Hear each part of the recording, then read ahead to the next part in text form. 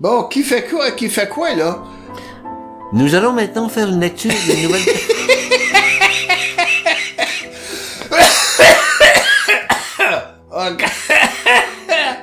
Me semble que c'est une introduction extraordinaire.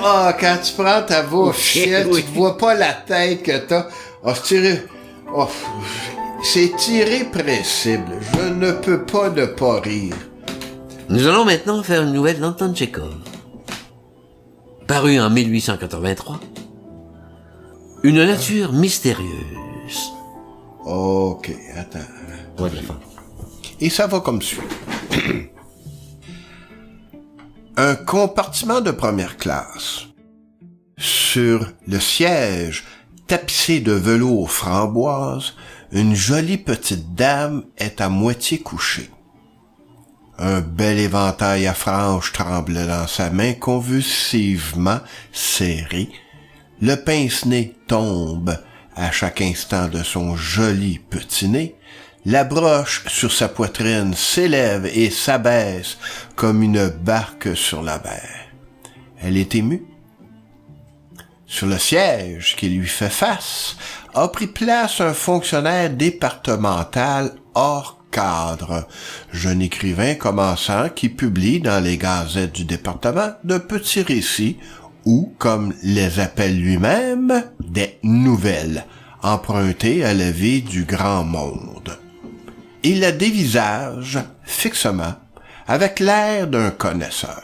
Il observe, il étudie, il saisit cette nature excentrique et mystérieuse. Il la comprend, il la déchiffre, cette dame, cette psychologie. On y lit à livre ouvert. « Oh, je vous déchiffre !» dit le fonctionnaire hors cadre, en baisant la main près du bracelet. Votre âme sensible, frémissante, cherche à sortir du labyrinthe. Oui, c'est une lutte terrible, monstrueuse, mais ne perdez pas courage. Vous triompherez, oui. Décrivez-moi, Voldemar, dit la petite dame en souriant tristement. Ma vie est si riche, si variée, si bigarrée, mais surtout, je suis malheureuse. Je suis une victime dans le goût de Dostoïevski. Montrez mon âme au monde, Voldemar, montrez-lui cette pauvre âme. Vous êtes psychologue. Il n'y a pas une heure que nous sommes à causer dans ce compartiment, et vous m'avez déjà déchiffré toute entière. Parlez, je vous en supplie, parlez. Écoutez, je suis né dans une famille de fonctionnaires pauvres. Mon père était un brave garçon, intelligent. Mais l'esprit du moment et du milieu, vous comprenez, je ne critique pas mon père. Il buvait, il jouait aux cartes, il prenait des pots de vin. Quant à ma mère, que puis-je en dire? Le besoin, la lutte pour un morceau de pain, le sentiment de la médiocrité. Ah, ne me contraignez pas à m'en souvenir. J'ai dû me frayer une voie moi-même. Horrible éducation de pensionnat, lecture de romans stupides, erreurs de jeunesse, premières et timides amours. Et la lutte contre le milieu, atroce. Et les doutes, ces affres naissantes quand on ne croit plus à la vie, à soi-même. Ah, vous êtes écrivain et vous nous connaissez, nous, les autres femmes. Vous comprendrez. Par malheur, j'ai reçu en partage une nature généreuse. J'attendais le bonheur, et quel bonheur! J'avais soif de devenir un être humain, oui, un être humain. C'est en cela que je voyais mon bonheur. Merveilleuse, gazouille l'écrivain en baisant la main près du bracelet. Ce n'est pas vous, ma divine, que j'embrasse. C'est la souffrance humaine. Vous vous rappelez Raskolnikov? Il embrassait comme moi. Ah, Voldemar, j'avais besoin de gloire, de bruit, d'éclat, comme toute nature. Pourquoi faire de la fausse modestie sortant de l'ordinaire?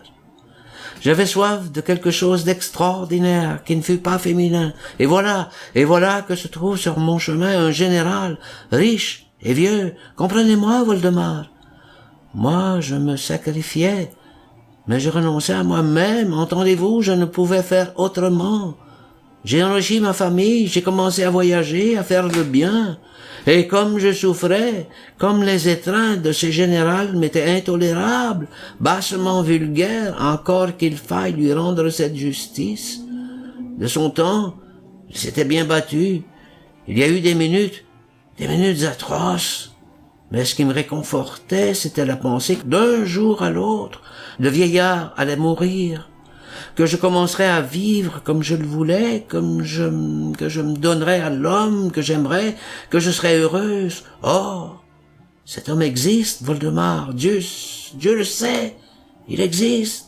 La petite dame travaille énergiquement de l'éventail. Son visage prend une expression géniarde.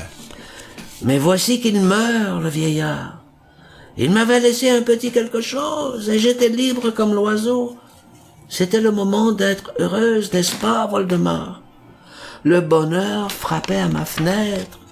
Il n'y avait qu'à le laisser entrer, mais non. Écoutez, Voldemort, je vous en conjure. C'était le moment de se livrer à l'homme aimé, de devenir sa compagne, son aide, celle qui porterait ses idéals. Le moment d'être heureuse, de se reposer. Mais comme tout est vulgaire, vil et bête dans ce monde, comme tout est bas, Voldemort, je suis malheureuse.